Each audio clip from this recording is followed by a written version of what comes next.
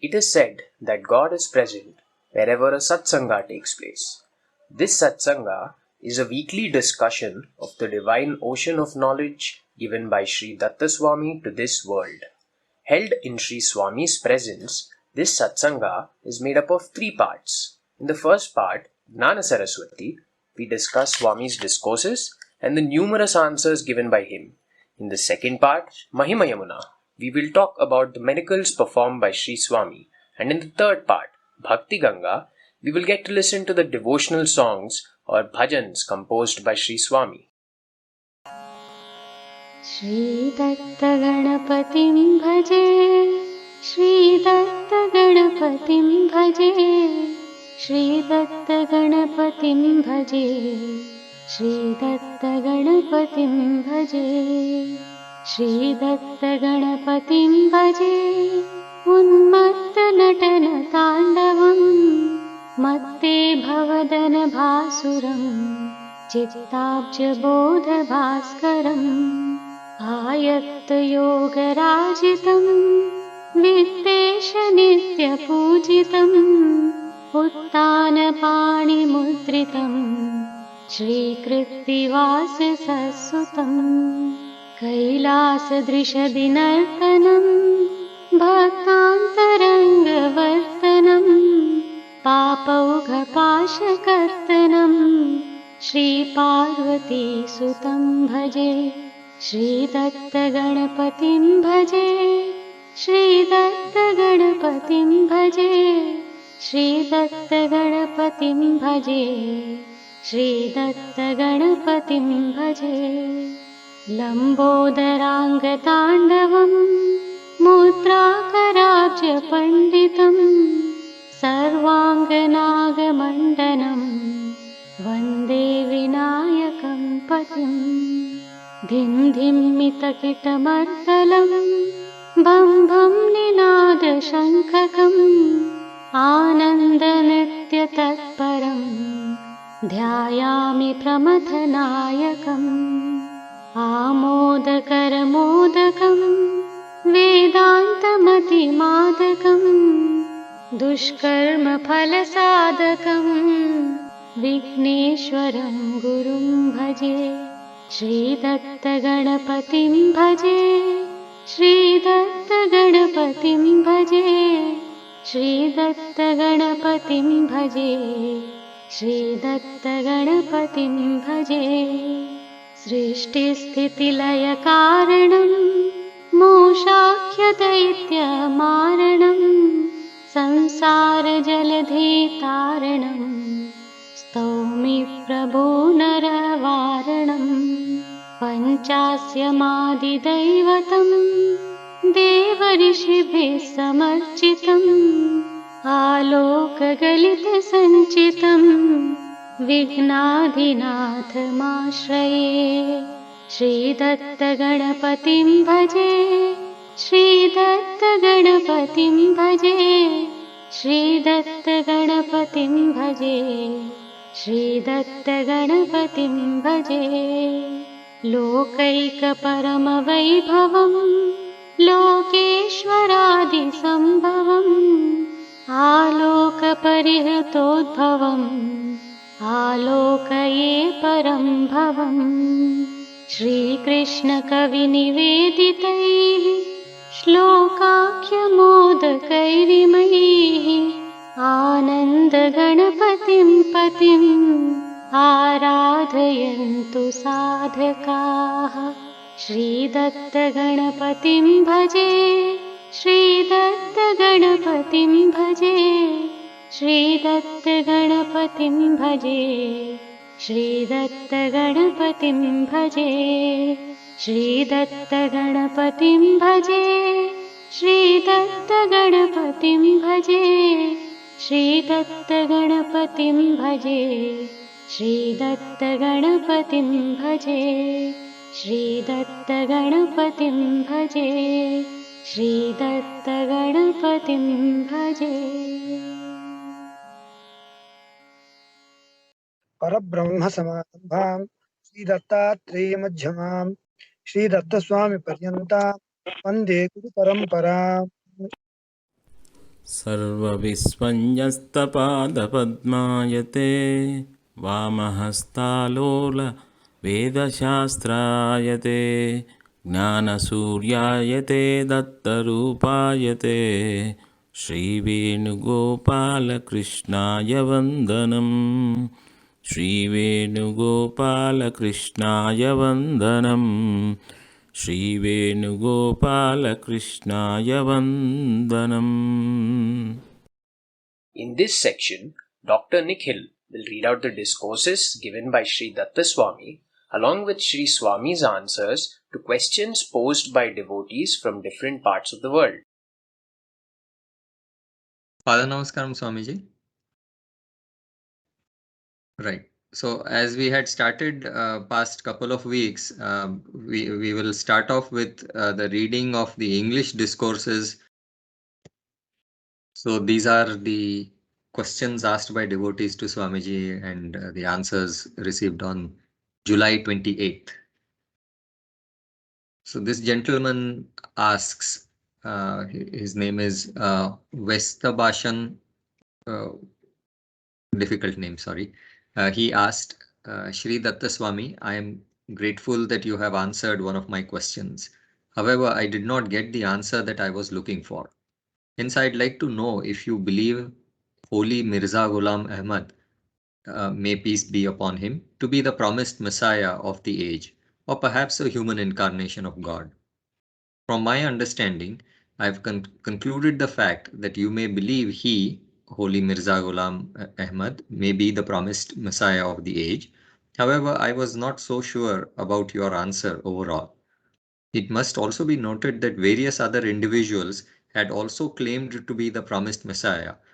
But the only thing that distinguishes Holy Mirza Ghulam Ahmad is that the very idea that an eclipse happened on the month of Ramadan after his claiming that he is the promised Messiah of the age, and Holy Mirza Ghulam Ahmad declared this eclipse as a sign that he is indeed the promised Messiah of the age, and no other individuals that claimed to be the promised Messiah had done such a thing. So with regard to this, would you agree that Holy Mirza Ghulam Ahmad is the promised Messiah of the age? With kind regards, Vestabashan. Swami replied, Messiah means the messenger carrying the message of God. We must decide that the message is from God, provided the message is logical and it stands the fire test of sharp analysis of our brains. This is the only path to decide whether the message is from God or not. So the Swamiji has brought out this very important point, is that it is not important to decide whether the messenger is a genuine messenger of God independently, or rather it is dangerous to decide it independently, as in based on some signs or something like that. What is important is to find out whether that message is from God or not. The message that the person is preaching, is that from God or not? How do you know whether it's from God or not? It requires analysis. It requires sharp analysis of our brains. That is able to decide whether, through that we should decide whether the message is from God. Then naturally the messenger who carried that message must also have been sent by God. So rather than independently trying to identify that. The next question is by Miss Lakshmi Trailokya. She asked, Pada Namaskaram Swami, God is said to be Sahasra Shirsha Purushaha in the Veda, which means that he is a 1,000-headed personality. Does it mean that God has the intelligence of 1,000 brains, or does it mean that God exists on earth as human incarnations at multiple places simultaneously in different bodies, and that the heads represent those different bodies? Swami replied, Sahasra means several and not exactly 1,000. The word several stands for the various energetic and human incarnations which have come to this world since the beginning of creation. For the concept of several incarnations at the same time, it all depends on the requirements of the divine program at various places at the same time. So in other words, The Sahasra represents all the various energetic and human incarnations. Now, whether all of them are simultaneously present? No, they are not all simultaneously present. How many will be simultaneously present on earth at any given time? That depends on the requirements of the divine program. Usually, Swamiji has said that there might be, there's definitely at least one, but there might be two or maximum three, not a very large number, definitely not in thousands. Okay, so there will be, there is always a possibility of multiple incarnations simultaneously, but that number is not in thousands. It's just a few. The next question again by Ms. Lakshmi Trailokya. She says, Swami, is every worry we get because of our bad karma? Suppose I see a person with thick black hair or a person having an attractive body. I feel upset that I do not have it all.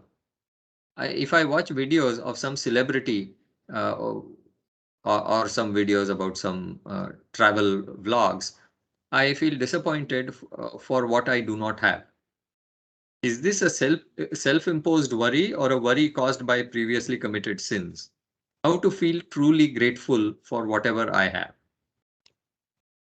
Swami replied, you must aspire for God's grace and not for all these things mentioned by you. Since God possesses everything, if you get His grace, can you not get everything? Some devotees make God as their servant by expressing extremely high devotion to the point of madness. Such devotees do not aspire for anything from God, because whatever belongs to the servant, God, automatically belongs to the owner, which is the devotee. So the point is, we should not aspire for all these things, and instead, if we focus on God, when we get God, we have automatically got everything. How to get God? Basically, devotees who have extreme devotion for God to the point of divine madness, God becomes their servant willingly. We don't want to make God our servant, but God becomes the servant of a climax devotee. That is his will, his choice. We cannot force God to become our servant. In fact, if you aspire to become his servant, then he will never become your servant. Aspire to make him your servant, he will never become your servant. The next question again by Lakshmi Trailokya. Is it good to talk with God in the mind continuously, or is it better only to talk with the Sadguru, the human incarnation of God, directly? Swami replied, both are one and the same. But you will get confused with the brief replies given by God to your own consciousness, because some forces will also be talking to you. These some other forces, which are these other thoughts in your mind, they are due to your past samskaras. So because of that, you may get confused. And it will be like hearing the gospel at a railway station in which there are lots of interfering noises. If you ask the Sadguru, the answers will be clearer, because he can elaborately explain whatever he's saying. The next question again by Lakshmi Trailokya. Why is God said to be Sattva Priya?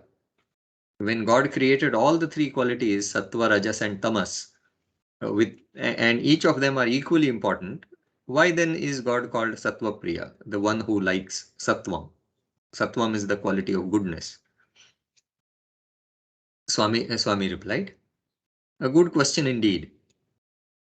From one angle, Sattvam means good qualities, whereas Rajas and Tamas mean bad qualities.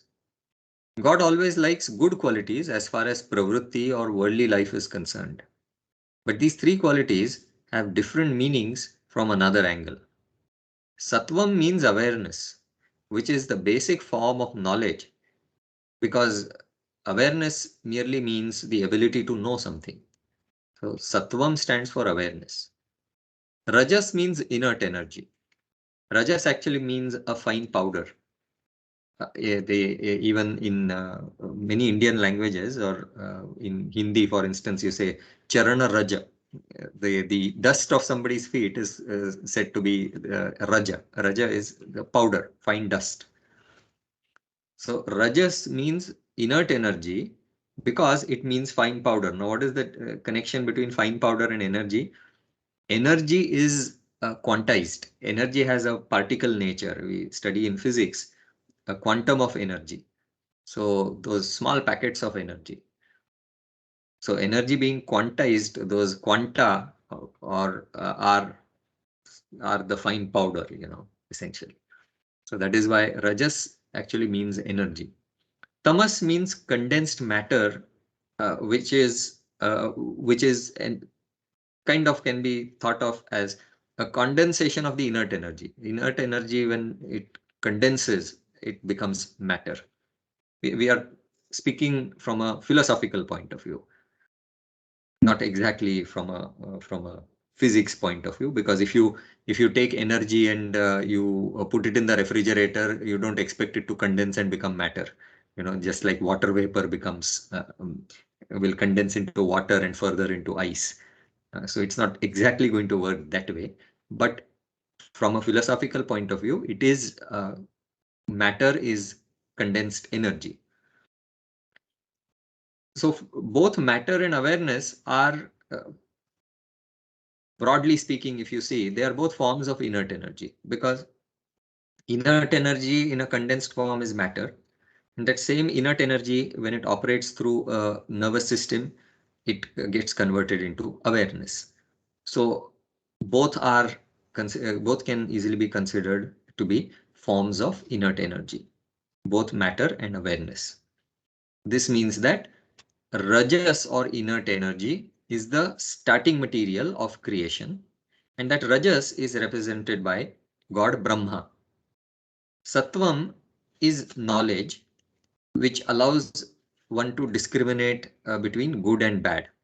Now, this ability of discrimination is necessary for ruling creation, and hence Lord Vishnu has this Sattvam quality. Tamas, this quality of tamas is firmness, because we know that from one angle, tamas is solid matter. So when you're talking about a mental quality, tamas stands for firmness or inertia. Inertia would be a negative connotation. Firmness is very important. Like in any decision, firmness is required. That is tamas. It has a positive sense also. Each of them has a positive and negative sense. So tamas is firmness, which is like solidified matter, and such firmness is required for the final destruction of the entire creation. Hence, God Shiva represents tamas. God is said to be Sattva Priya, which means that God likes deep spiritual knowledge, as told in the Gita.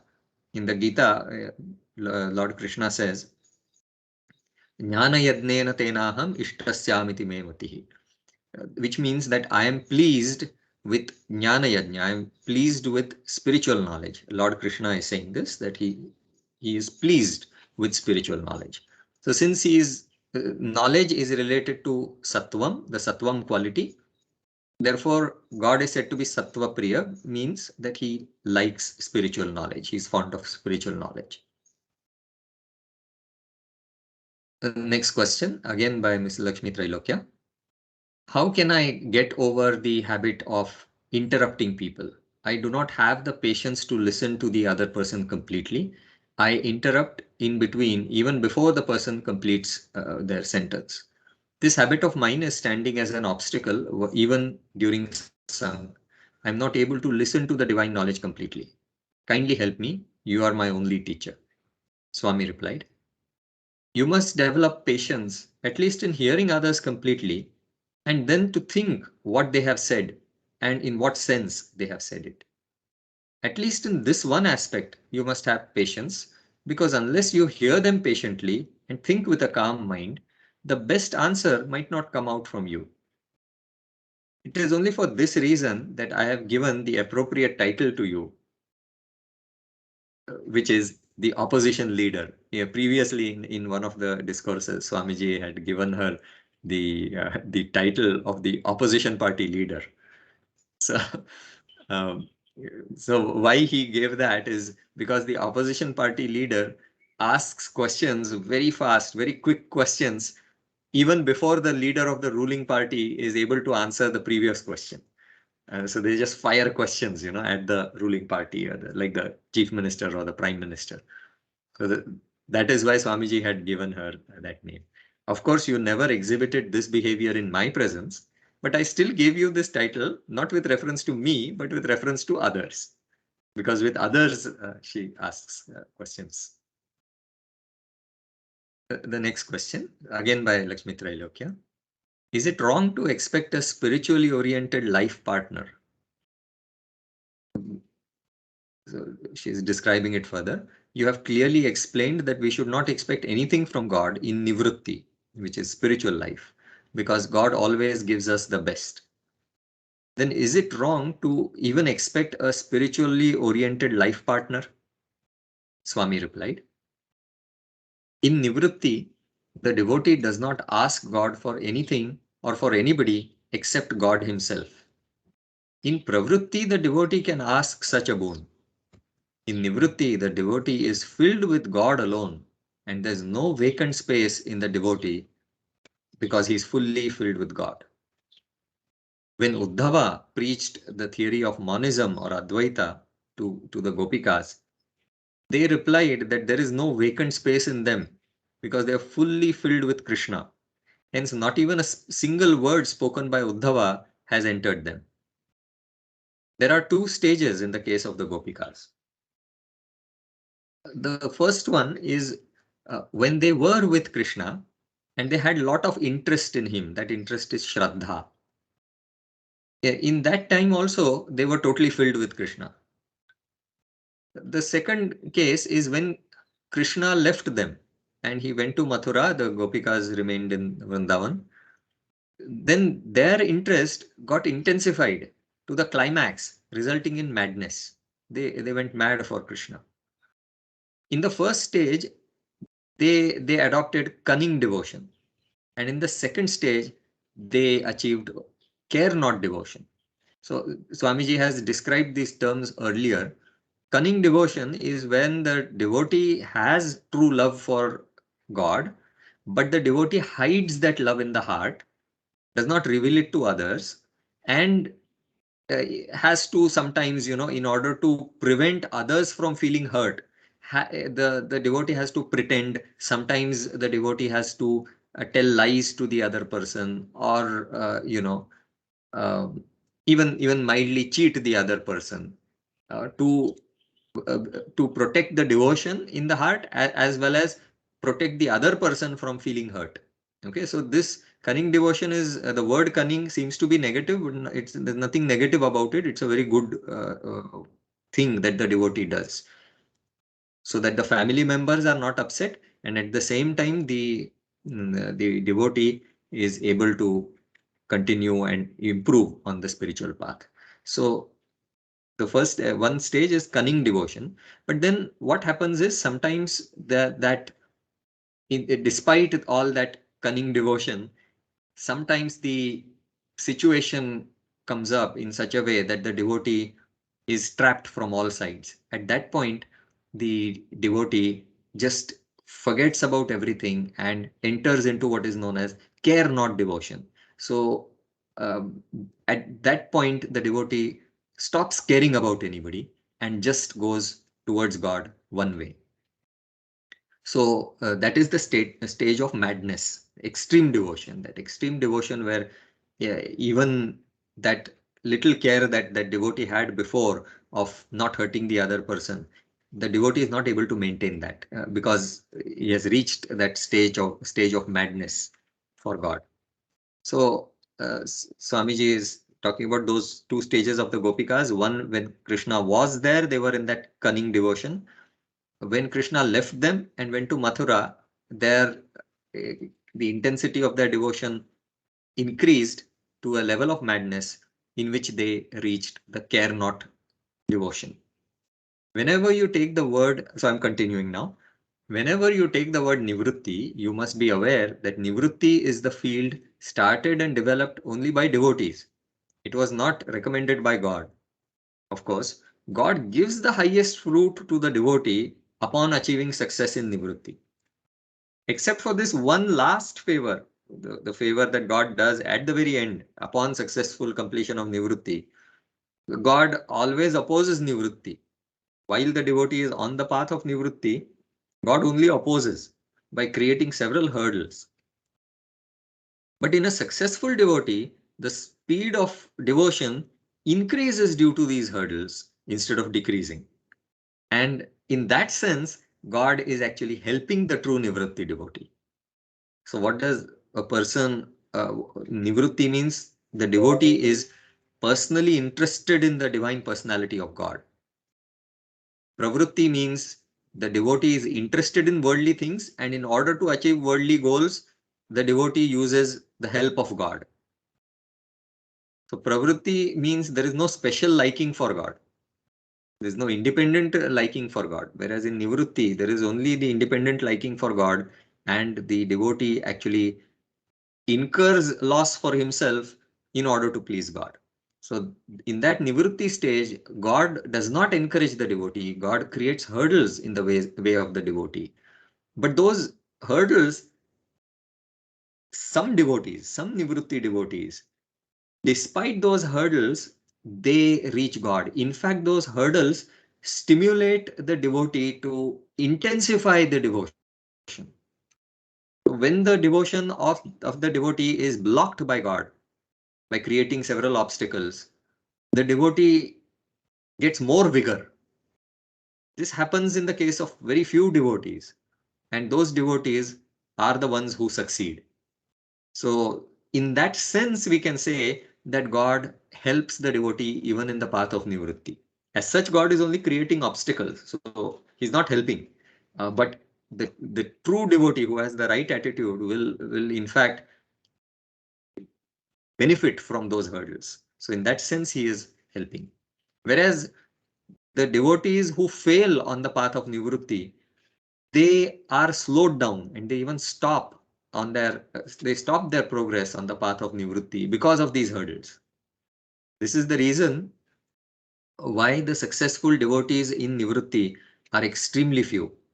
Samahatmasu durlabhaha, in the Gita, Lord says, Vasudeva sarvamiti samahatmasu durlabhaha. Those who are attracted to the divine personality, the human incarnation of God, the contemporary human incarnation. They are not attracted to getting wealthier using the help of God or achieving any other materialistic thing using the help of God. They are interested in God himself, and that too in the human incarnation, God in the contemporary human incarnation. That is why it is said Vasudeva Sarvamiti. Vasudeva is the son of Vasudeva, meaning that human being in whom God is present. But they are not interested in Lord Narayana, who is in the upper worlds, who cannot be seen, but they are interested in the Krishna, the son of Vasudeva, who is right in front of them. Such devotees, they will, no matter how many obstacles that Krishna may create in the way of their progress towards him, they are not affected by that. In fact, they accelerate their progress when faced with obstacles. Such Mahatmas are extremely rare. The Gopikas were such Mahatmas. Some of the Gopikas belong to this category. Truly speaking, only 1 in millions, and that too after millions of births, will be successful on this path of nivritti. That is why it is said, Bahunam Janmanam Ante, Jnanavan Mam Prapadyate. And finally, there is also a statement, Kaschid Mam Vetti Tattvataha. It is very rare. It is not so common. All the rest of the devotees are mostly pravritti devotees, and those devotees who attempted nivritti, but they could not succeed, they failed. So this constitutes the majority in the world. A very, very tiny minority are those devotees who not only choose the path of nivritti, but they also succeed in it. If you look at it historically, even though several sages were born as the Gopikas and aspired for the goal of nivritti, only 12 Gopikas reached the highest fruit, which is the Goloka, the world of Goloka. Any boon regarding worldly bonds is asked in pravritti alone. So the devotee, if the devotee is asking for some boon from God, then that is only pravritti and it is not nivritti. Nivritti starts when all worldly bonds are dropped by the soul due to the attachment to God. When the attachment to God, then the love for God increases so much that all the worldly bonds automatically drop off. That is nivritti. Nivritti means dropping of all worldly bonds. Only the bond with God remains, and this is the purification of one's love towards God. From this point onwards, nivritti starts and it ends in two stages. The first stage is of the initial interest, and then there is the final madness. The first part of nivritti has got initial interest where you develop interest towards God, and in that interest goes on increasing, and finally one achieves madness in the love of God. So this is the intensification of love. As the process of attachment to God continues, the worldly bonds start becoming weaker and weaker, and simultaneously the process of attachment and detachment is a mixture of pravritti and nivritti. Such a mixture is not pure nivritti. So when you are partly attached to the world, partly attached to God, so there is some attachment to the world, and as much attachment you have for God, that much detachment towards the world is also there. So that is just a mixture, that is not pure nivritti. In pure nivritti, only one bond with God remains. That is what is meant by ekabhaktir vishishyate. Some people you interpret this ekabhaktir vishishyate told in the Gita as being devoted only to one form of God, and that if I am a devotee of Shiva, I should not look at Lord Vishnu, I should not look at Lord Brahma or any other God. That is not the meaning of ekabhaktir vishishyate. The meaning of ekabhaktir vishishyate is I only am devoted to God. I have no other consideration in my mind, meaning I don't have any other attachment to any worldly item. My entire attachment is only to God. That is ekabhakti. When this pure nivritti is reached, where all worldly bonds are dropped, the intensification of the bond with God starts, and that intensification of the only bond with God is called pure nivritti. The next question, again by Miss Lakshmi Trailokya. He says, Swami, forgive me for asking this question. You mentioned in the Pravritti Nivritti Sutram that legitimate sex is divine in the service of God, and hence it is depicted on the walls of temples as a holy subject.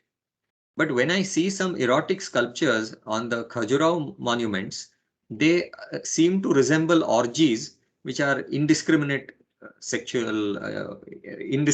and illegitimate sexual activity rather than legitimate sex. Please enlighten me. At your divine lotus feet, Lakshmi Trailokya. Swami replied, all the sculptures depicting legitimate sex indicate pravritti, which is meant for the general lot of souls, as said in the Gita, Dharma viruddha bhuteshu kamosmi bharatarshava. This is told in the Gita. So the sex which is not against dharma is appreciated by God or is supported by God. It has been created by God. This is generally found everywhere. But in Nivritti, the illegitimate path of sex is also mentioned because Krishna danced with many gopikas at midnight in Vrindavan, and they were all married gopikas. So there was an illegitimacy, an element of illegitimacy over there. Even King Parikshit questioned Shuka Yogi about this. Sakatham dharmasetu nam vakta kartabhirakshita pratipamacharat brahman paradarabhimarshanam. So he asks Shuka Yogi, perhaps you might recall that Parikshit had only 7 days to live. He had got a curse. and he wanted the secret. He wanted to know the secret to liberation. He wanted to get liberated, and then Shuka Muni, who was the son of Vedavyas, he came over there and he said that I will tell you, because you don't have so much time to learn all the scriptures and the entire Veda. I will only tell you the stories of Lord Krishna, and that is sufficient for your liberation, and that can be completed in 7 days. So he recited all the stories of Lord Krishna, which is the Bhagavata Mahapuran, and through that he attained liberation. So when Shuka Muni was explaining the Bhagavatam to Parikshit, even Parikshit asked this question, that the meaning of that question is, "O great sage, Krishna is the preacher, builder, and protector of the bridges of justice. Then how come he acted in this contrary way, getting involved in illegitimate sex with married gopikas?" He means, what Parikshit means is that Krishna preached the Bhagavad Gita and he had incarnated to establish justice in the world, as also told in the Gita, Dharma Samsthapanarthaya. So how come he behaved in this way? This is what Parikshit could not understand. The one who has come to establish dharma, how did he behave in a manner that seems to be contradictory to dharma? The answer for this question was given by me on several occasions. Swamiji is saying the answer for this was given by me on several occasions. The same Krishna at the end of the Gita said, "You have to leave even justice for my sake. I will protect you from the sin of going against justice." He says, "Aham tva sarva papebhyo mokshayishyami ma shucha. Sarva dharman parityajya." In the Gita itself, Lord has said. Here, Krishna does not mean that he will protect the devotee from the punishment of sin using his miraculous omnipotent power. It does not mean that he is going to simply cancel all the punishment. It only means that he will protect the devotee by paying the penalty from his own pocket. How does he pay from his own pocket? He transfers the punishment that the devotee is to bear upon himself. Actually, as I told, this nivrutti has been started by devotees. It is the devotees who have developed this field of nivrutti. God never said that you be devoted only to me. You give up the world and you be devoted to me. God never said that. The devotees realized that although God has made this very beautiful creation and there are so many nice things to enjoy over here, they are nothing in comparison to God himself. It is something like, the hen laying golden eggs.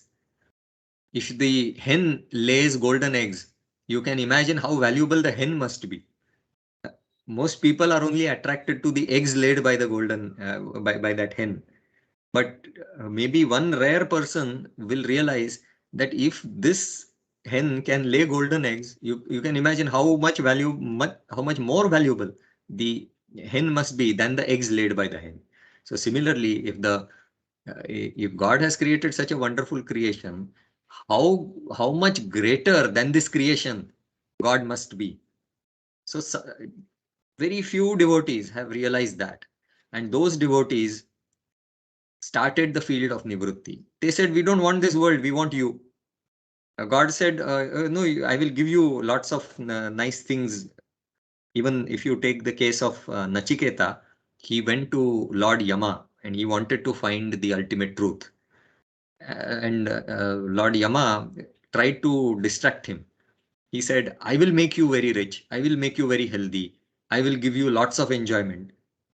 Then Nachiketa said, "I'm not interested in that."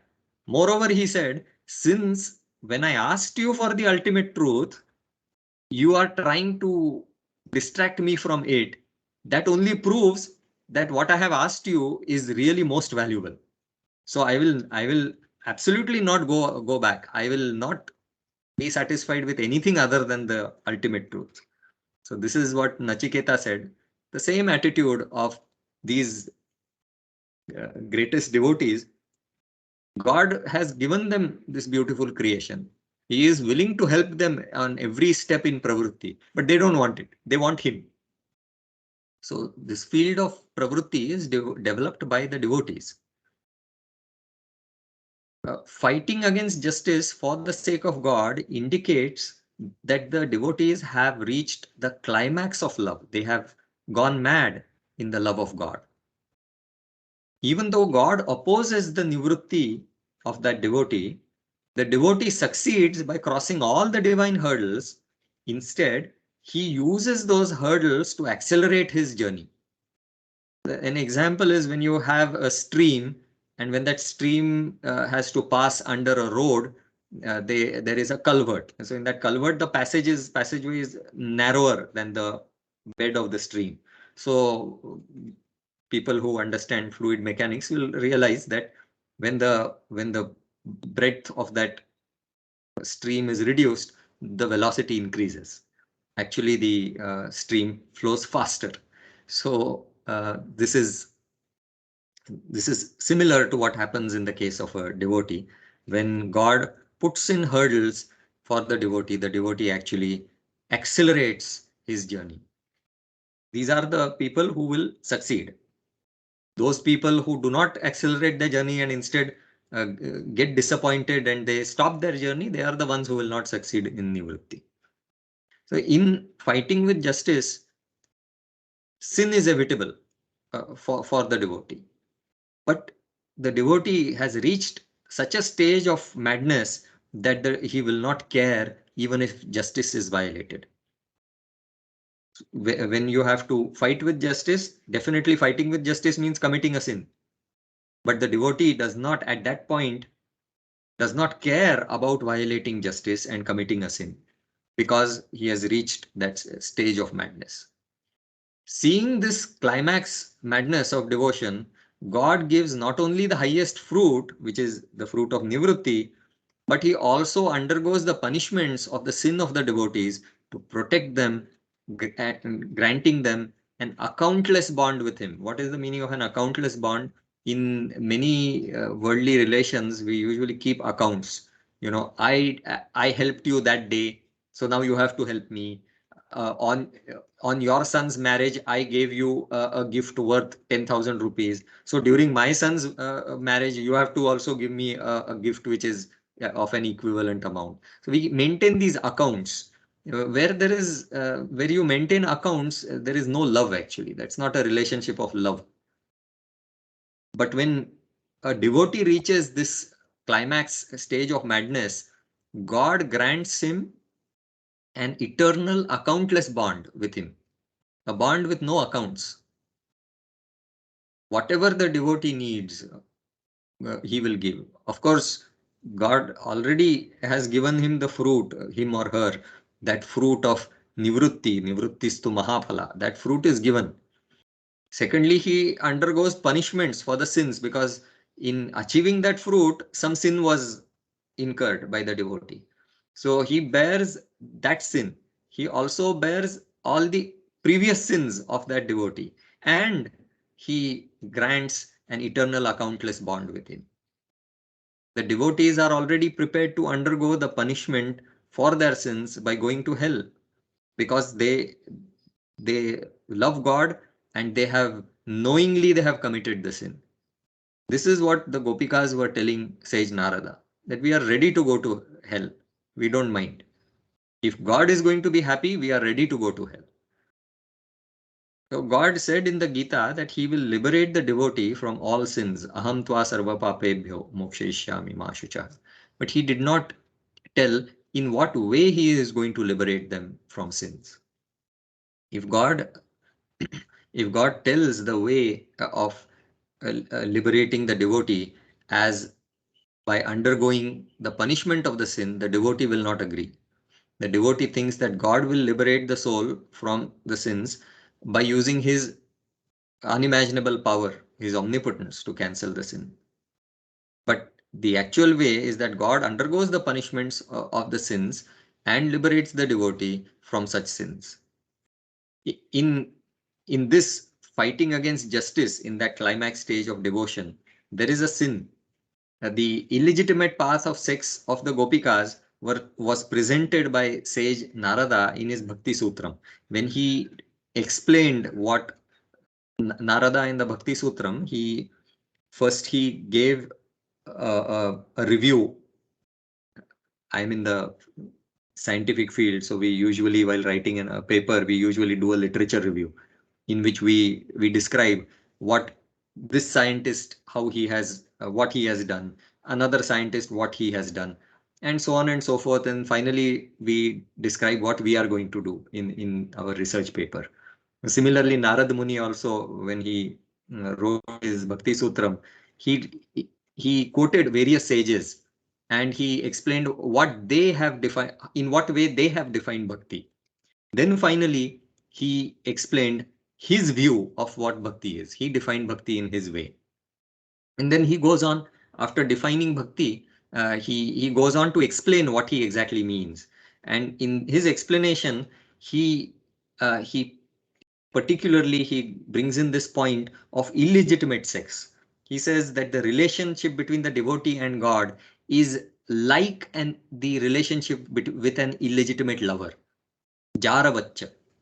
And as an example of that, he says, Yatha Vrajagopikana, as the Gopikas of Vrindavan. So Narada Muni has actually used that specific case of the Gopikas and Lord Krishna. The important point to be noted here is that the illegitimate path of sex that in the path of devotion is the strongest opposition force by which the strongest resistance force is developed by the devotee as per human psychology. In the legitimate path, since a congenial environment exists, the strongest resistance force is not developed, since there was no such necessity. In an illegitimate path, when the case of an illegitimate affair that a person has, there is a lot of opposition from society. Let's say a person is married to somebody, but loves some other person, then the whole society is going to oppose. The family of that lover is going to oppose. Everybody is going to oppose. Yet, if the person is able to overcome that opposition, then you can estimate the intensity of love that exists over there. Whereas the legitimate love between a husband and wife, everybody is supporting. The entire society is supporting their love. Everyone wants them to be together. So there is no question of any opposition from society. So then the intensity is not, we cannot understand the intensity in their love. So that is why sage Narada took this example, this negative example, he quoted that to explain how a devotee's love for God should be. It should be as intense as an illegitimate love affair. Because in an illegitimate love affair, despite the resistance from society, despite the opposition from society, you still go ahead with your affair. So that kind of love should be there for God. However, confining this path of sex only to attain Goloka is wrong. The Gopikas did not attain Goloka just because of the illegitimate path of sex, whereby they fought against their legitimate worldly relations with their husband. They fought with justice for the sake of God in all worldly bonds. So fighting against justice is not to be restricted only to sex. Fighting against justice is to be applied to all the three worldly bonds, of which sex is one part.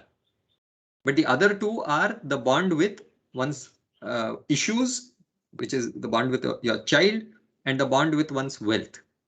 The three strong worldly bonds are the bond with one's life partner, bond with one's child, and bond with one's wealth. If you can overcome all these three legitimate bonds for the sake of God, then it proves that you really have the strongest bond with God. Nowadays, you can find everybody confining entire worldly life to these strongest worldly bonds alone.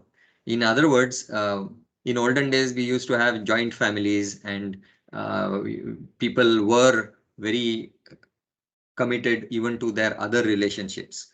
But nowadays, people have nuclear families. So a person is attached only to his husband or wife, to the person's husband or wife, and one's own children, and one's own wealth. So people have kind of become very closed.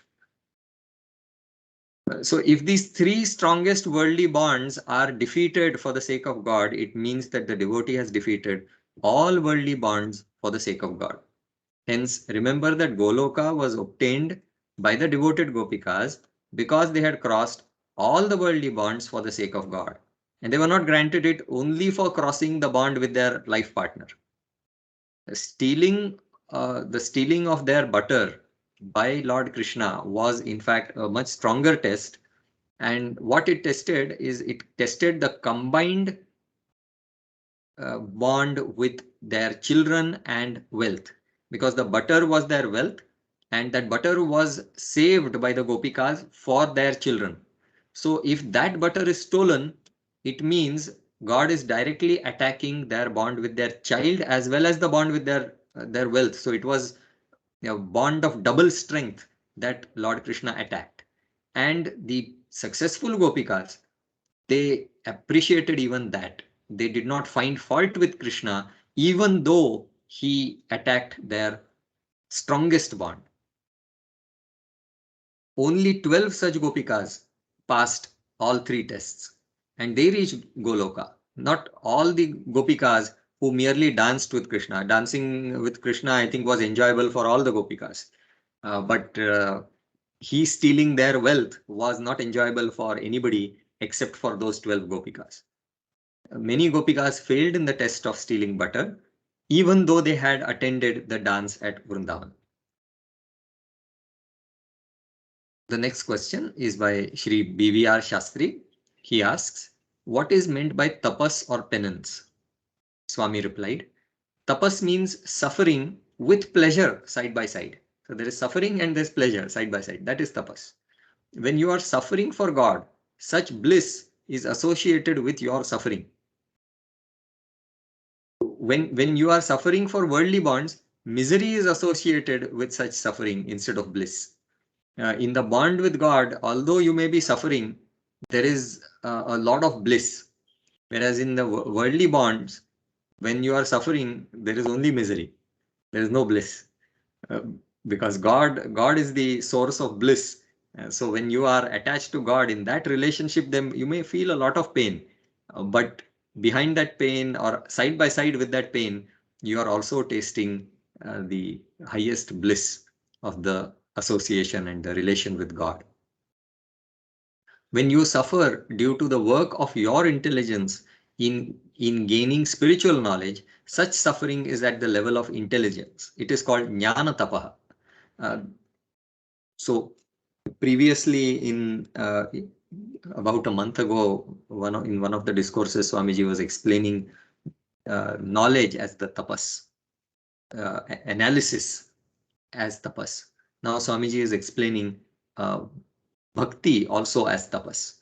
So I'm reading that sentence again. When you suffer due to your work of intelligence in gaining spiritual knowledge, such suffering is at the level of the intelligence, that is jnana tapa.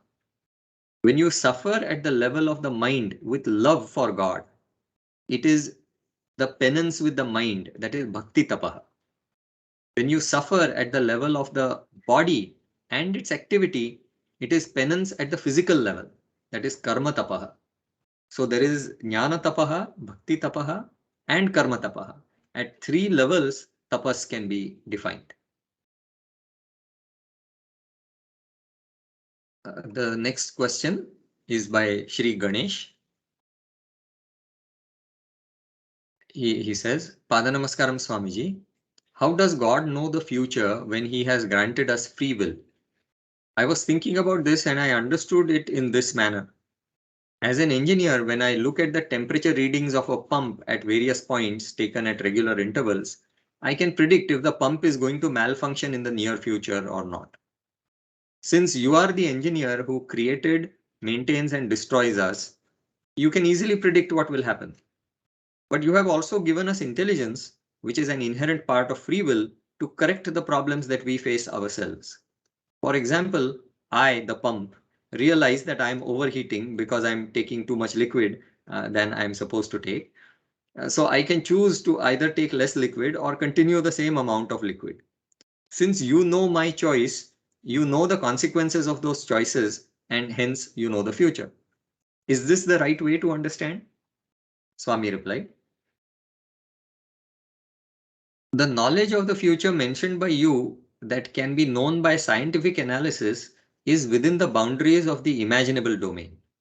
In this imaginable domain containing our human lives, there are many directions which cannot be predicted merely by scientific analysis. There is a subject called astrology, which is developed by sages, through which the future can be known to a certain greater extent than what can be known merely through scientific analysis.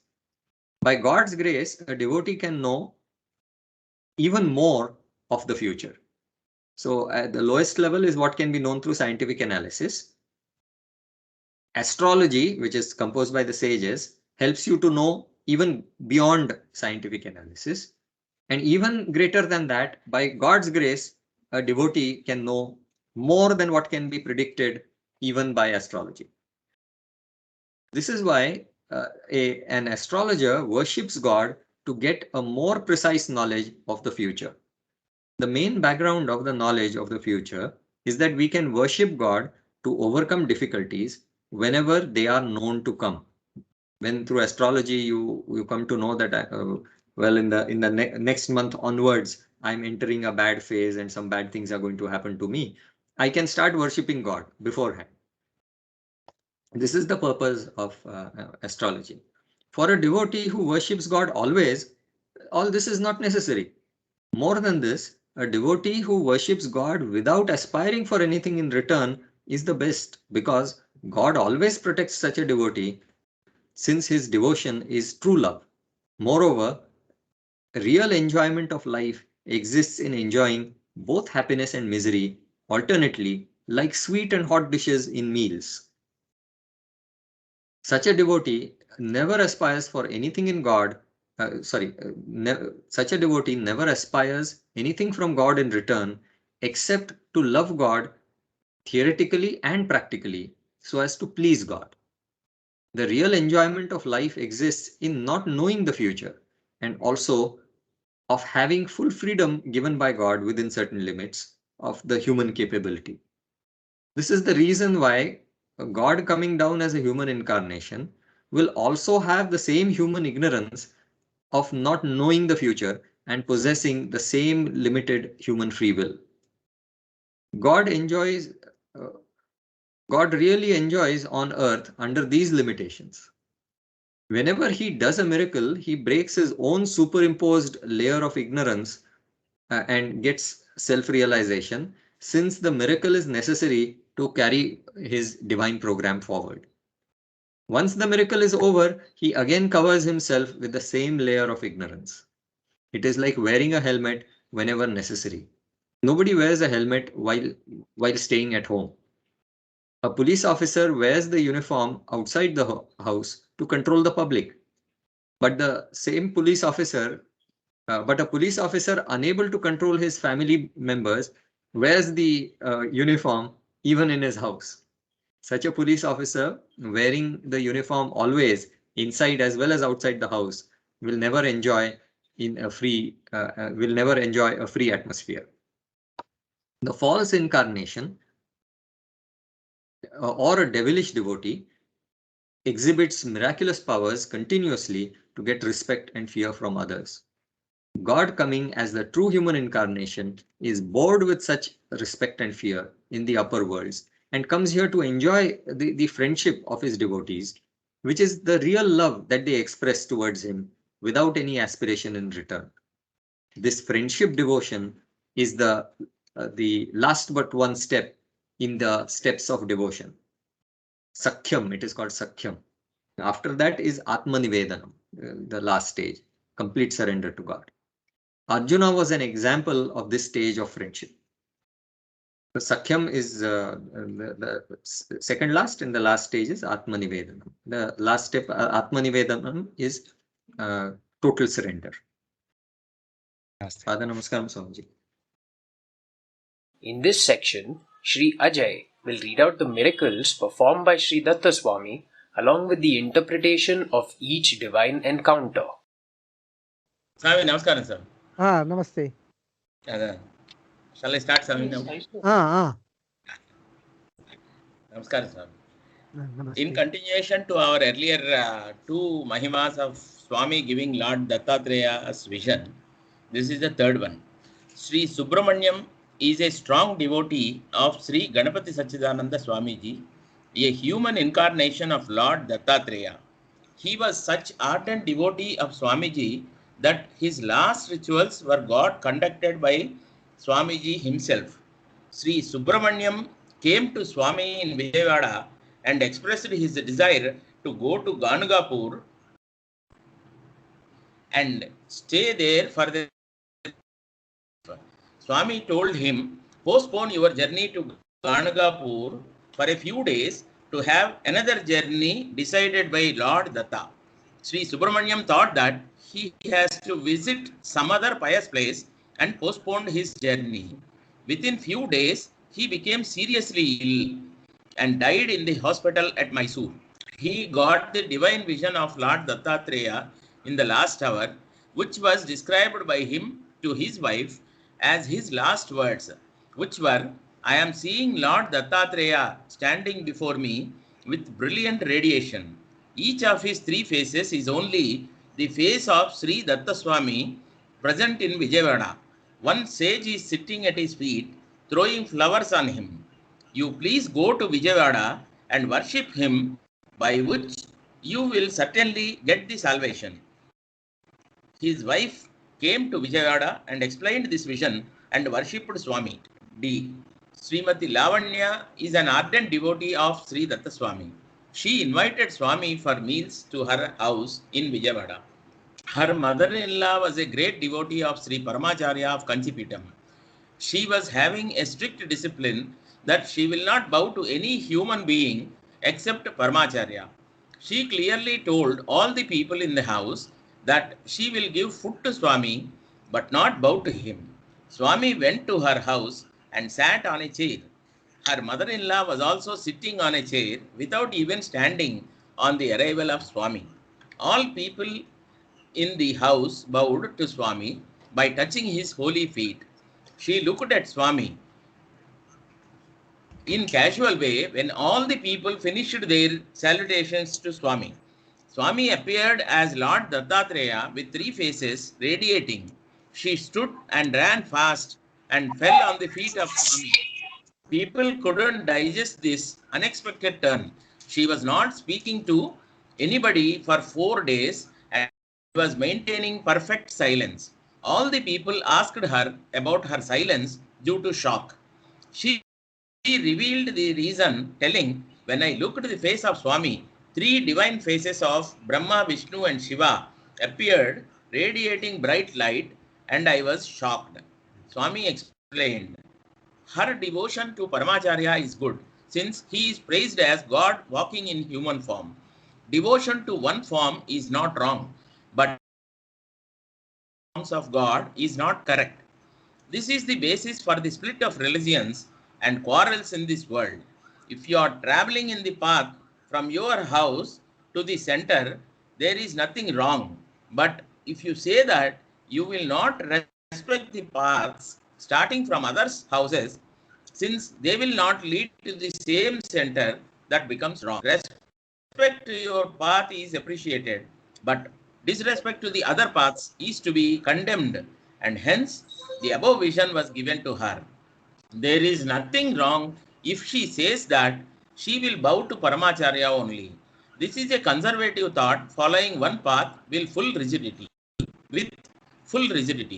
But When she said that she will not bow anybody else, that becomes wrong, since it is negation of other similar divine personalities. Once Swami was taken by devotees to a great saint called Vishwamji in Guntur, who was considered to be the incarnation of Lord Datta. Swami asked the devotees to go back. Vishwamji honored Swami by covering him with very precious Kashmir shawl. After that, Vishwamji told his disciple to take Swami to the house of his brother called Vishwanatha Sharmaji, saying that Swami should be given bhiksha, which means food to be given with worship to a saint. Somehow there was communication gap and Sharmaji misunderstood the word bhiksha as food to be given to a poor beggar, since this word can mean in both ways. Sharmaji asked Swami to sit on a stone near his compound wall, misunderstanding Swami as a real beggar by seeing the torn and dirty dress of Swami. Sharmaji was also an ardent devotee of Lord Datta who wrote several books on God Datta. Swami sat on the stone like beggar. Sharmaji took bath in his house and came to the side of the house having several flowering plants to pluck the flowers for his daily worship. Sharmaji collected all types of flowers in a big basket and was approaching to the side of Swami to take a turn towards his house. Sharmaji looked at Swami in a casual way. Swami appeared as Lord Dattatreya, shining. Sharmaji ran to Swami, poured all the flowers on head of Swami and fell on his feet.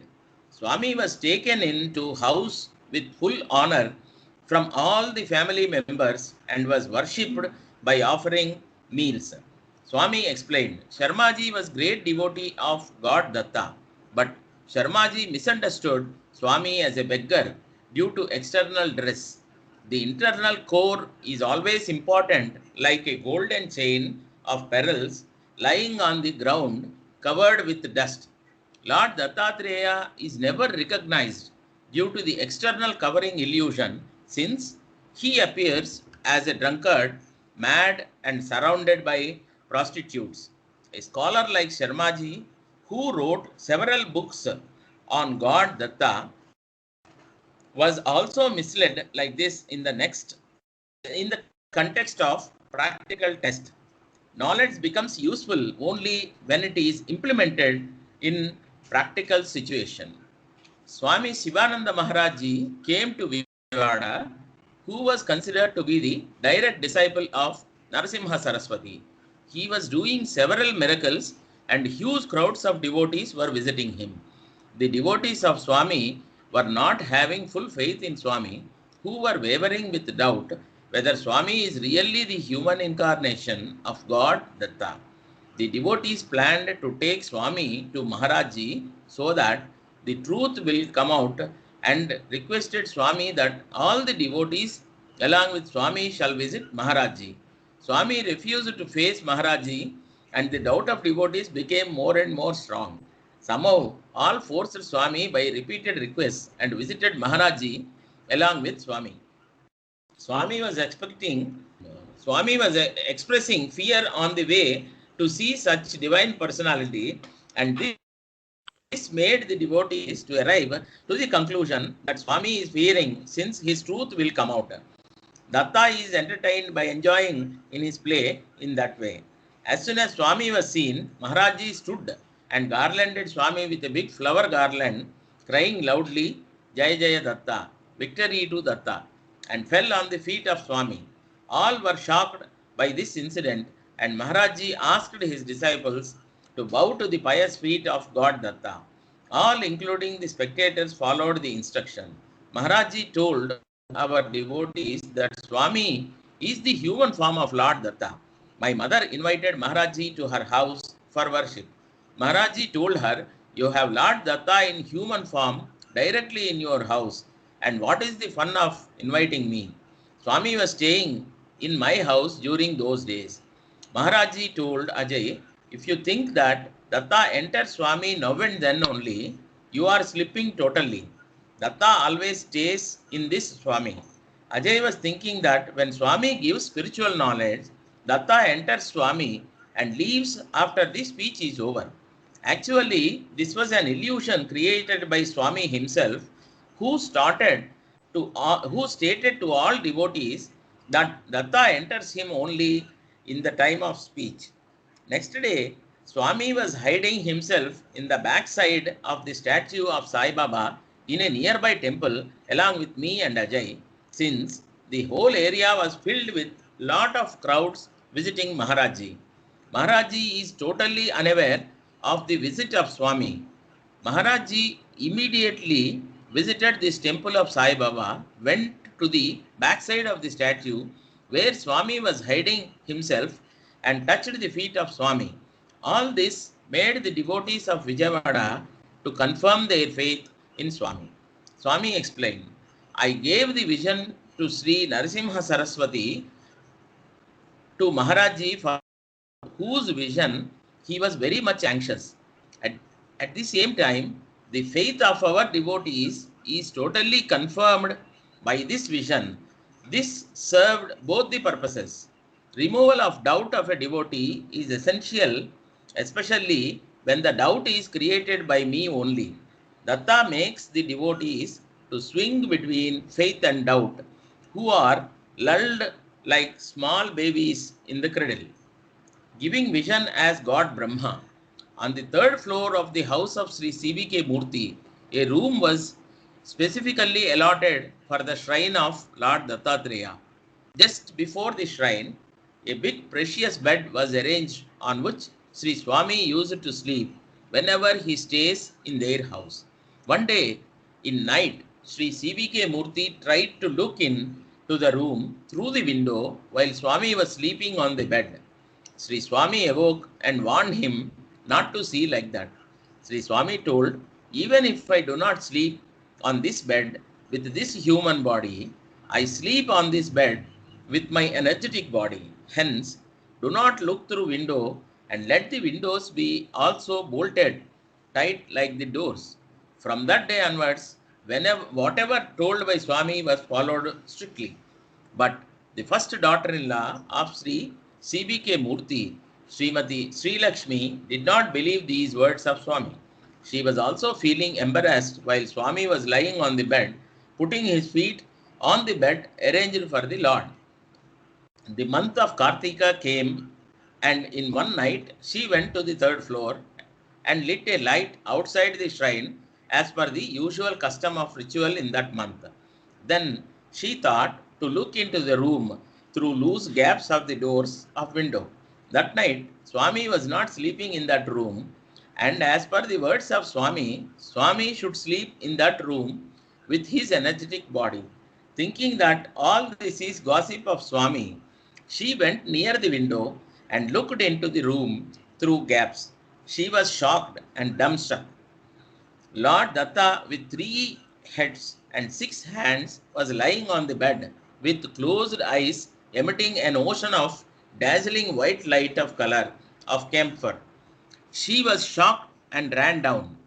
She could not speak any word to anybody in that night and spent sleepless night with tension and anxiety. Next day, she was in normal condition and told everything in the house.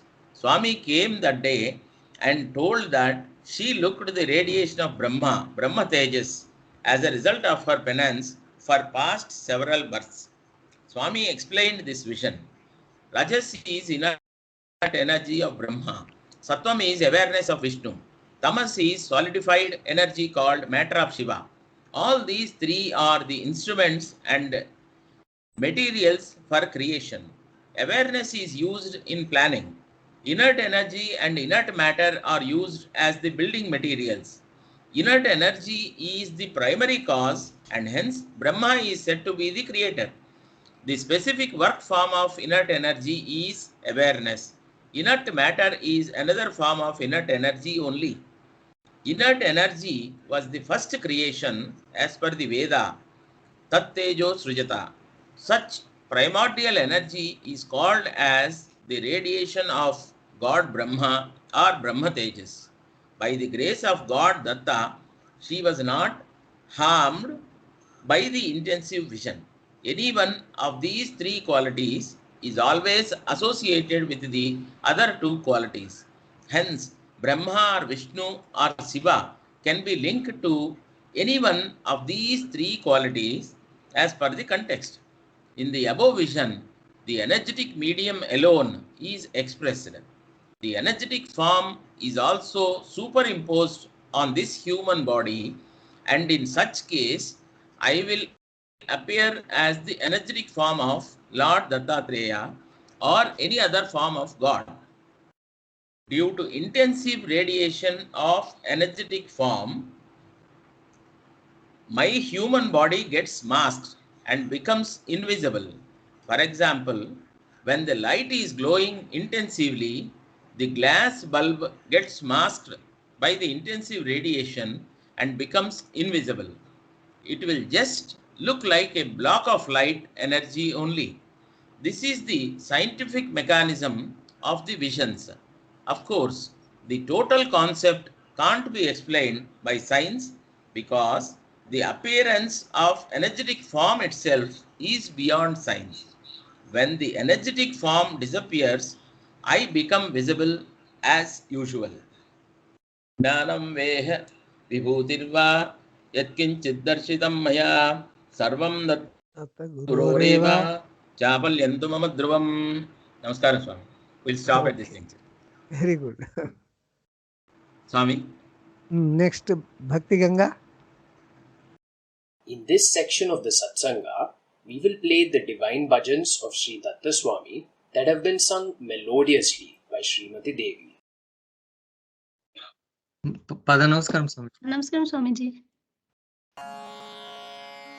Venkateshwara Venkateshwara Venkateshwara पाहि मां वेङ्कटेश्वर वेङ्कटेश्वर वेङ्कटेश्वर रक्ष माम् ऊर्ध्वपुण्ड्रविलक्षणाङ्कित हालदेशसमुज्ज्वलम् सप्तशैलविभूषणं नव नीलमेघसमप्रभम् वामपार्श्वविलम्बिमौक्तिक दामचारुकिरीटिनम् वेङ्कटेश्वरमाश्रये मम किं करिष्यति वैकलिः हंसयोरुपरि स्फुरद्युतिशङ्खचक्रसुलक्षितम् चक्रवाकसमाकृति स्फुटकर्णभूषणशोभितम् स्वर्णवर्णधगद्धगद्युति नूतनाम्बरविभ्रमम् वेङ्कटेश्वरमाश्रये मम किं करिष्यति वैकलिः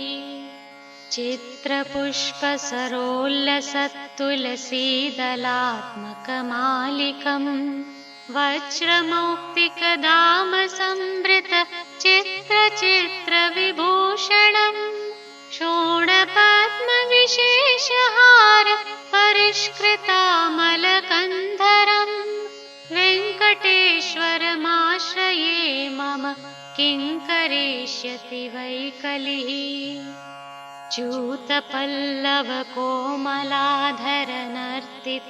च्यूतपल्लवकोमलाधरनर्तितस्मितसुन्दरम्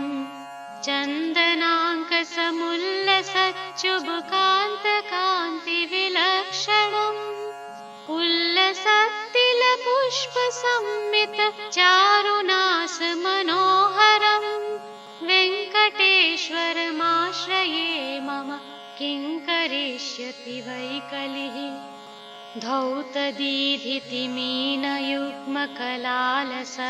धौतदीधितिमीनयुग्मकलालसत्तललोचनम् कामचापयुगभ्रुवोरति सुन्दराकृतिभासुरम् वामपाणिविलोलसौरभ वर्षिकोमलवारिजम् वेङ्कटेश्वरमाश्रये मम किं करिष्यति वैकलिः दक्षिणादिगुणालयं शुभ सर्वसद्गुणसागरम् पापकूपनिमग्नजीव समुद्धरं धरणीधवम् अङ्गुलीयकवज्रदीधिति पाणिना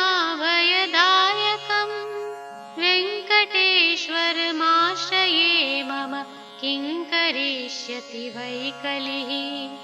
उज्ज्वलाङ्गसुदर्शनाभिधचक्रखण्डितराक्षसम् सर्वमङ्गलदेवतारमयालसद्गुरुवक्षसम् शङ्खचक्रगदासिषाङ्ग समाख्य पञ्चसमायुधम् वेङ्कटेश्वरमाश्रये मम किं करिष्यति वै कलिः यः पठेदिदमद्भुतं स्तवमुत्तमोत्तममागमम् सर्वकष्टविमुक्तिमेति सकृत्सुखं लभते नरः क्षीरसागरशायिनं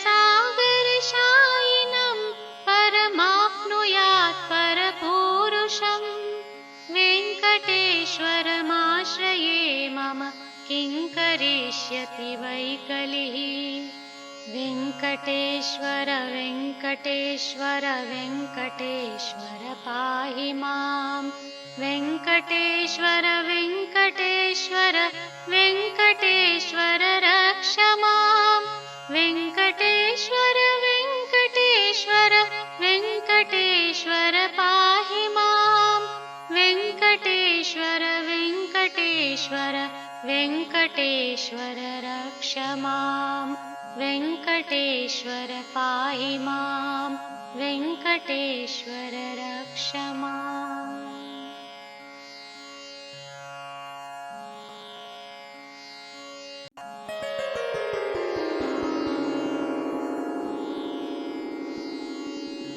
याचे श्रीरामं तवास्मीति याचे श्रीरामं श्रीरामं रघुरामं कल्याणरामं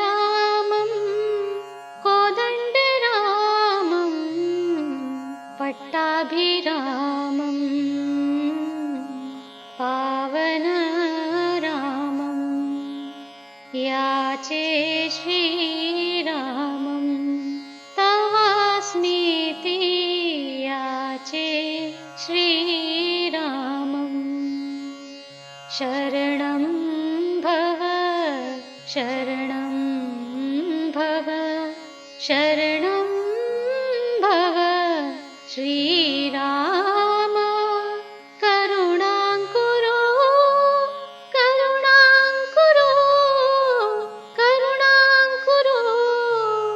रघुरामा करुणां कुरु रघुरामा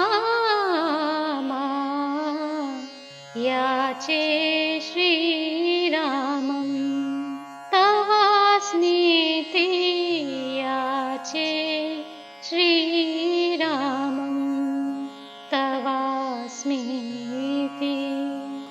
तनुविजितकामं हतदितिजस्तोमं नवजलदश्यामं मैथिलीवामं हनुमदर्चितं भरतपूजितं लक्ष्मणवन्दितं शत्रुघ्नसत्कृतं लक्ष्मणवन्दितं शत्रुघ्नसत्कृतं सीतासेवितं याचे श्रीरामं तवास्मीति याचे श्रीरामं दशरथात्मजं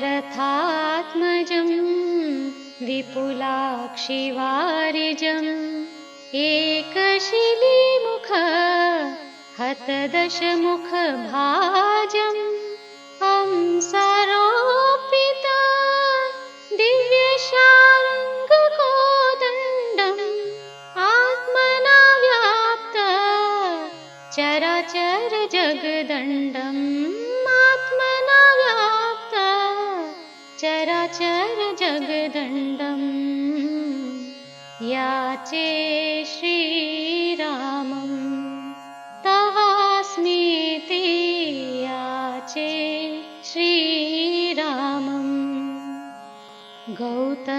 सतीशिला शापविमोचनं शान्तविलोकनान्त करुणामृतसेचनं बालशरदम्बो धरांशुरोचनं स्फुरत्तरुणमीनायत विलोचनं स्फुरत्तरुणमीनायत विलोचनं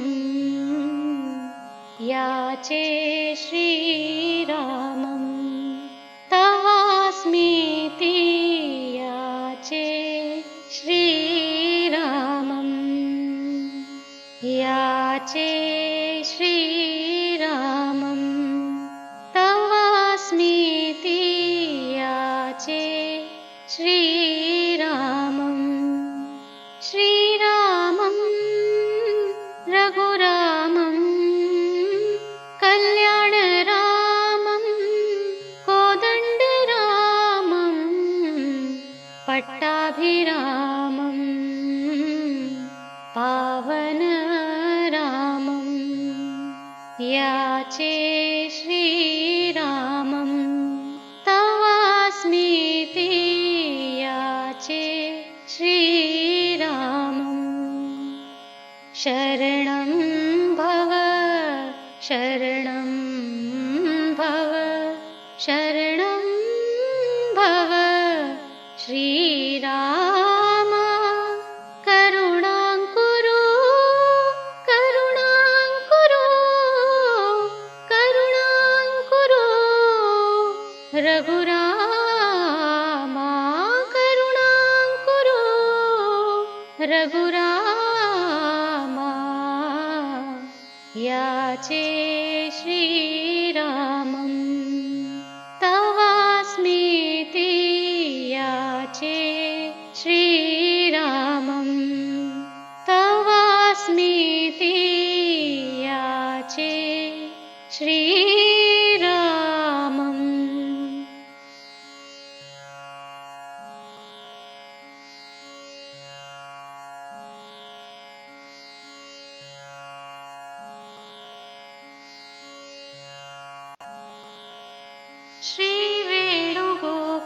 श्रीवेणुगोपालकृष्णाय वन्दनम् श्रीवेणुगोपालकृष्णाय वन्दनम् श्रीवेणुगोपालकृष्णाय वन्दनम् श्रीवेणुगोपालकृष्णाय वन्दनम्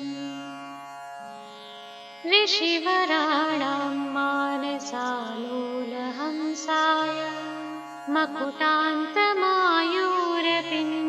मकुटान्तमायूरपिञ्छावतंसाय एकप्रहारेण विध्वस्तकंसाय श्रीवेणुगोपालकृष्णाय वन्दनम्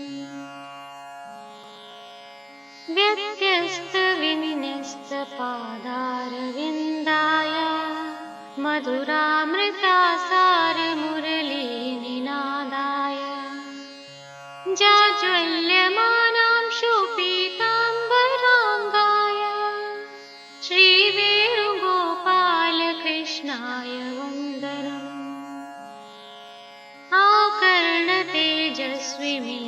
आकर्णतेजस्विमीनायताक्षाय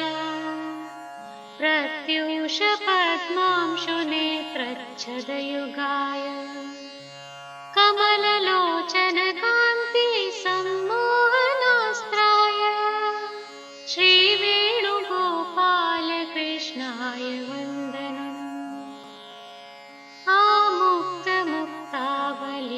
आमुक्तमुक्तावलीजालहाराय गोपीदीक्षीरनवनीतचोराय वृन्दावने वल्लवी वृन्दजाराय श्रीवेणुगोपालकृष्णाय वन्दनम् सायन्तने धेनुवृन्दानुगमनाय मार्गमध्ये वल्लवी कुञ्चिताक्षाय राधा जगन्मोहिनी मोहनाय श्रीवेणुगोपाल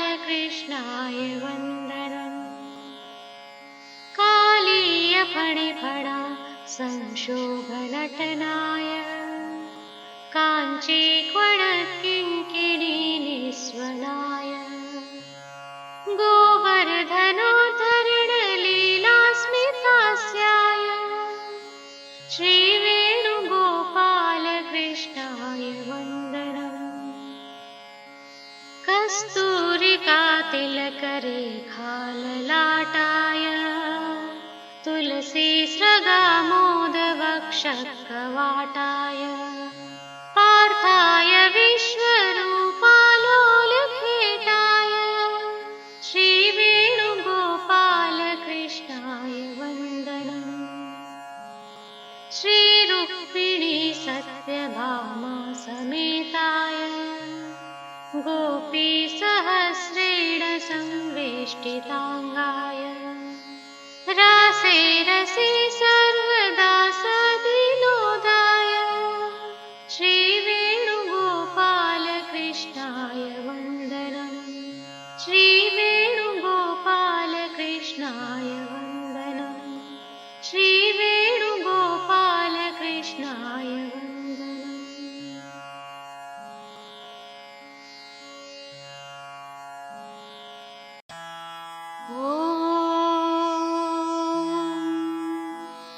शङ्कराय ते लोकशङ्कराय ते वन्दनानि मे देववासुदेवस्य। शङ्कराय ते लोकशङ्कराय ते वन्दनानि मे देववासुदेवस्य। हाललोचनं तव हि मे सुदर्शनम् शूलमेव ते तिलकमूर्ध्वपुण्ड्रकम् नीलकण्ठते भाति कण्ठनीलिमा विस्तरान्महो मम हि देहनीलिमा। शङ्कराय ते लोकशङ्कराय ते वन्दनानि मे देववासुदेवस्य। हालचक्षुषा दग्धपद्मसायकम् सादराक्षिणा दृष्टपद्मसम्भवम् प्रेमवीक्षणा लोलपद्मलोचनम् त्वां त्रिलोचनं देव संस्मराम्यहम्। शङ्कराय ते लोकशङ्कराय ते वन्दनानि मे देववासुदेवस्य। नटनपण्डित स्फुरति रम्यताण्डवम् चित्रमण्डलम् भ्रमणलोलकुण्डलम् पुरगमण्डन स्खलितधर्मदण्डनम् दनुजखण्डनम् विजितभारतीभण्डनम्। शङ्कराय ते लोकशङ्कराय ते वन्दनानि मे देववासुदेवस्य। वन्दनानि मे देववासुदेवस्य। वन्दनानि मे देववासुदेवस्य।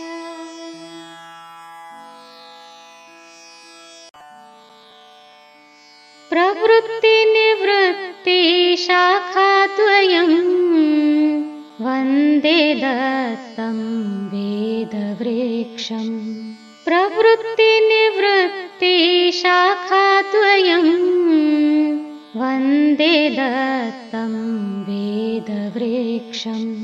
प्रवृत्तौ धर्मा एव तव काम्यः। प्रवृत्तौ धर्मा एव तव काम्यः। निवृत्तौ तव काम्य एव धर्मः। निवृत्तौ तव काम्य एव धर्मः। प्रवृत्तिनिवृत्ति शाखाद्वयम् वन्दे दत्तं वेदवृक्षम्। प्रवृत्तिनिवृत्तिशाखाद्वयम् वन्दे दत्तं वेदवृक्षम् प्रवृत्तिरधर्मो परिसधर्मो प्रवृत्तिरधर्मो परिसधर्मो निवृत्तिरस्योपरि परमात्मा निवृत्तिरस्योपरि परमात्मा प्रवृत्तिनिवृत्तिशाखाद्वयम् वन्दे दत्तं वेदवृक्षम् प्रवृत्तिनिवृत्तिशाखाद्वयम् वन्दे दत्तं वेदवृक्षम् प्रवृत्तिरुर्व्यां निर्मितमूलम् प्रवृत्तिरुर्व्यां निर्मितमूलम्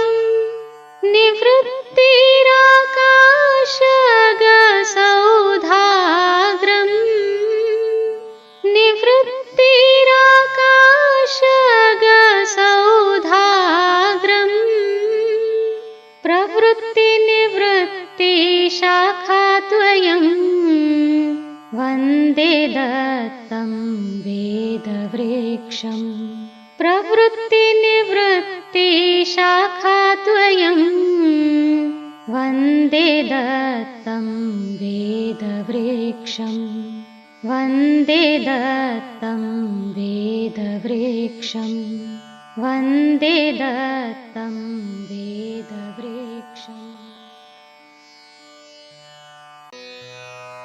वन्दे दत्तात्रेयं ब्रह्मज्ञानममेयम् वन्दे दत्तात्रेयं ब्रह्मज्ञानममेयम् अनसूया प्रियबालम् मुनिजनमानसपालम् अनसूया प्रियबालम् मुनिजनमानसपालम् निगूढमायाजालम् वेश्यामदिरालोलम् निगूढमायाजालम् वेश्यामदिरालोलम् वन्दे दत्तात्रेयं ब्रह्मज्ञानममेयम् वन्दे दत्तात्रेयं ब्रह्मज्ञानममेयम् कार्तवीर्यगुरुवर्यं संसारतमःसूर्यं कार्तवीर्यगुरुवर्यं संसारतमःसूर्यं भक्तावनदिनचर्यं ज्ञानप्रचारकार्यं भक्तावनदिनचर्यं ज्ञानप्रचारकार्यं वन्दे दत्तात्रेयं ब्रह्मज्ञानममेयम् वन्दे दत्तात्रेयं ब्रह्मज्ञानममेयम्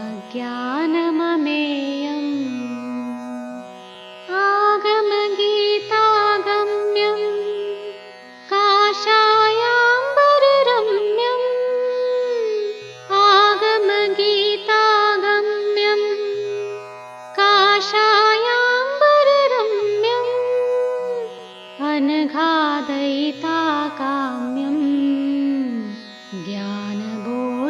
ज्ञानबोधबहुसौम्यम्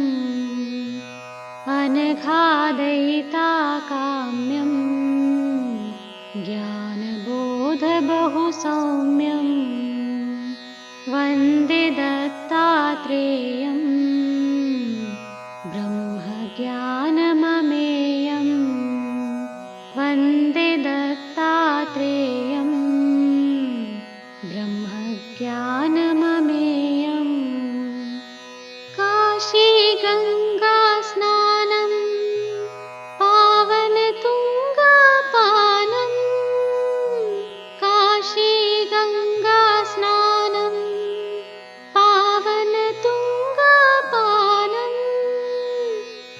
कोल्हापुरभिक्षान्नम् सह्याचलकृतशयनम् कोल्हापुरभिक्षान्नम् सह्याचलकृतशयनम् वन्दे दत्तात्रेयम् ब्रह्मज्ञानममेयम् वन्दे दत्तात्रेयम् ब्रह्मज्ञानममेयम् ब्रह्मज्ञानममेयम् ब्रह्मज्ञानममेयम्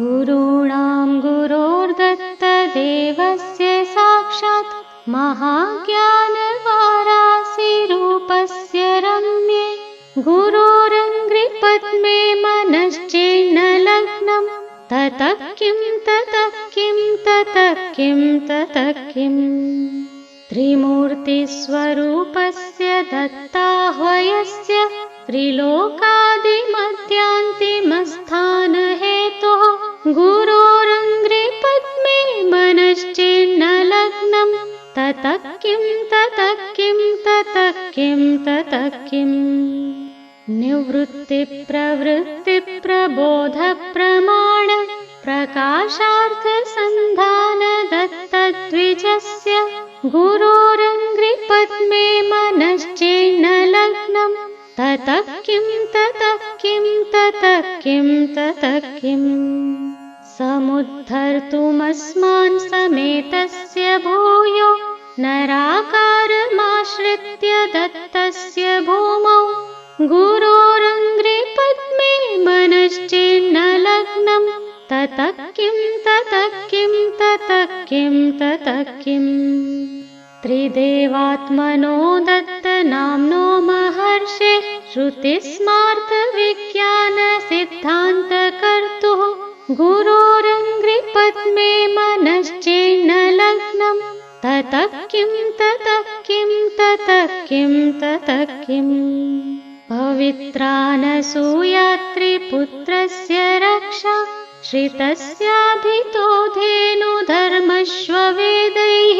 गुरोरङ्घ्रिपद्मे मनश्चेन्नलग्नं ततः किं ततः किं ततः किं ततः किं महाब्रह्मतेजोभिरत्युज्ज्वलस्य सुकाशाय चेलस्य दत्तोत्तमस्य गुरोरङ्घ्रिपद्मे मनश्चेन्नलग्नं ततः किं ततः किं ततः किं ततः किं सुवेदान्तवर्षान्तदत्ताम्बुदस्य क्वचित् विद्युदाघात सिद्धान्तभासः गुरोरङ्घ्रिपद्मे मनश्चेन्नलग्नं ततः किं ततः किं ततः किं ततः किं ततः किं ततः किं ततः किं ततः किं ततः किं ततः किं ततः किं ततः किं परब्रह्म समारंभां श्री मध्यमां श्री दत्तस्वामी पर्यन्तां वन्दे गुरु परम्पराम्।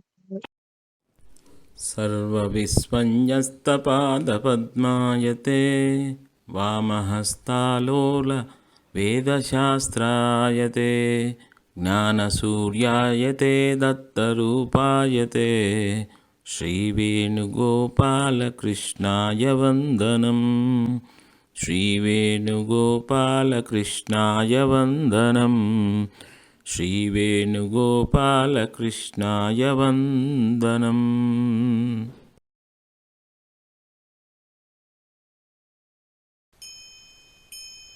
धरती पर भक्तों के तुम हो उद्धारक, भक्तों के कष्टों के तुम हो निवारक, जीवों के भरता तुम ही हो मेरे पालक, जगत गढ़ हूँ मैं और तुम जग संचालक। गुरु दत्ता श्री दत्ता जय जय प्रभु दत्ता त्रिमूर्ति अवतारी साक्षात परब्रह्म श्री दत्ता